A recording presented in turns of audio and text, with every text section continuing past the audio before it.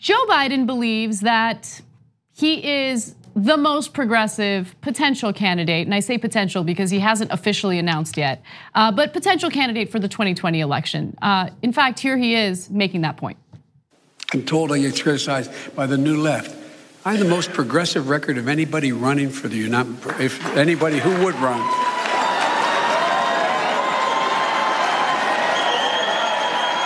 I didn't mean.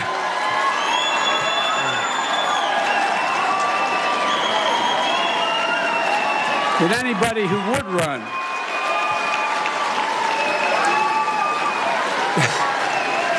Because folks.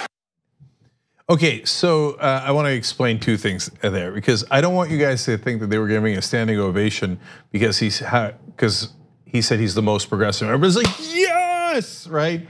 No, because he said of anyone running. He's a mess. Okay, you're a mess. So he's not running yet. So they all got up like, yeah, run, run, run. That's what that applause was about. And that's why he kept saying like anyone who would run, right? So, and that's what most of the media is focusing on. Oh, is Biden with a gap? He might run. He's gonna run. He's gonna run. Let's just move on already. Let's move on. He's number one in the polling. He'd be nuts not to run. So he's not my favorite candidate, but we're honest, we're principled. If I was Biden, I'd run, right? But like this horse race stuff is massively uninteresting.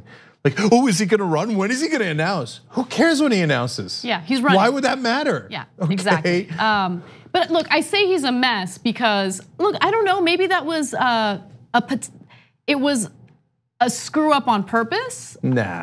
No, it didn't come off that way. He does gaffes all the time. He does. He's so bad with that. What is up with him and the gaffing? Is gaffing a word? I don't know. It is now. It's the kind of word Biden would use. Hey. Oh, sorry. So listen, we're gonna get to the substance in a second. But George Conway, Kellyanne Conway's husband, put out a tweet recently saying something that I've been saying for a long time. There is no strategy with Trump. No strategy. Whatever you see is his pathologies acting out in real life. So if he's screaming something, it's because he is actually maniacally screaming it. It's not because, if he screams that'll be a distraction and it will lead to strategy X and Y. No, he's like, no strategy. Now, why does he say that? Because he's married to Kellyanne Conway, who works with him every day and realizes there ain't no grand strategy. He's just an idiot, right? Pillow talk, yeah. So in the case of Biden, he's not anywhere near as unintelligent as Trump. I mean, I wouldn't damn that anybody with that label, even Republicans. But no, Biden's a smart guy, and I actually think he has among the better policies on Iraq for a long time. He's had a lot of good progressive positions, but I don't know that he's the smartest of the Democrats, so he can't help himself. Even if you're saying no, he's intelligent, his way of communicating leads to a lot of gaffes. There's no strategy. Yeah, definitely. Not on that grounds, at least. Yeah. So let's get to the claim that he made, that he's the most progressive.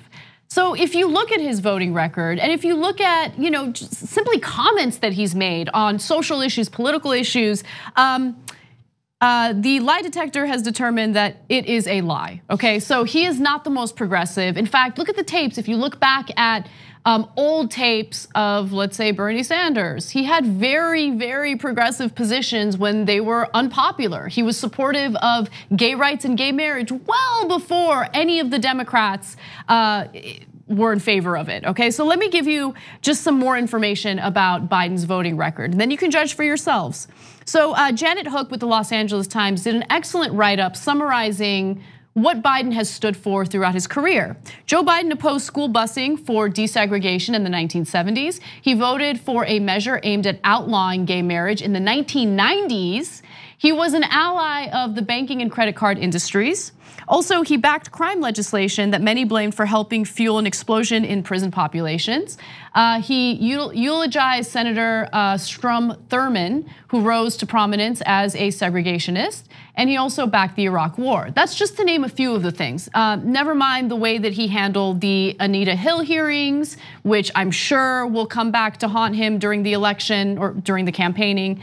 And so, look, he's a mixed bag. It's not to say that everything he's done is right wing and he's a complete phony. There are some great things that he's done. But to make a strong claim like that, I am the most progressive, is a little ridiculous.